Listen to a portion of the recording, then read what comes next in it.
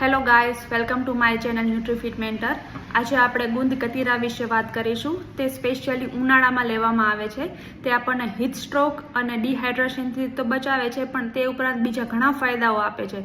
તેમાં ઘણા પ્રકારના મિનરલ્સ અને ફાઇબર હોય છે। તો ચાલો આજે આપણે જાણીએ ગુંદ કતીરા વિશે। ગુંદ કતીરામાં વધારે પ્રમાણમાં ફાઇબર હોવાથી તે વજન ઓછું કરવામાં ઉપયોગી છે અને તેમાં વધુ પ્રમાણમાં મિનરલ્સ હોવાથી તે હાડકાની મજબૂતાઈ પૂરી પાડે છે। તે વાળ અને સ્કિનની સમસ્યાઓ દૂર કરે છે।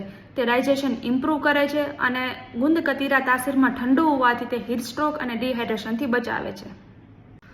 ગુંદ કતીરાની કોઈ સાઇડ ઇફેક્ટ નથી, પરંતુ તે જો વધારે પ્રમાણમાં લેવામાં આવે તો ડાયરિયા અથવા તો ગેસ થઈ શકે છે।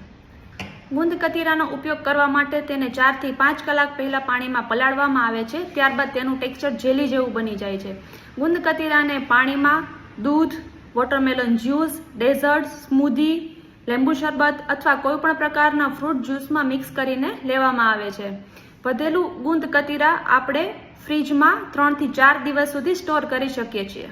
મને તો ઓરેન્જ જ્યુસમાં ગુંદ કતીરા સારું લાગે છે। તમને કયા ફ્લેવરમાં ગુંદ કતીરા ભાવે છે મને જલ્દીથી કોમેન્ટમાં જણાવો।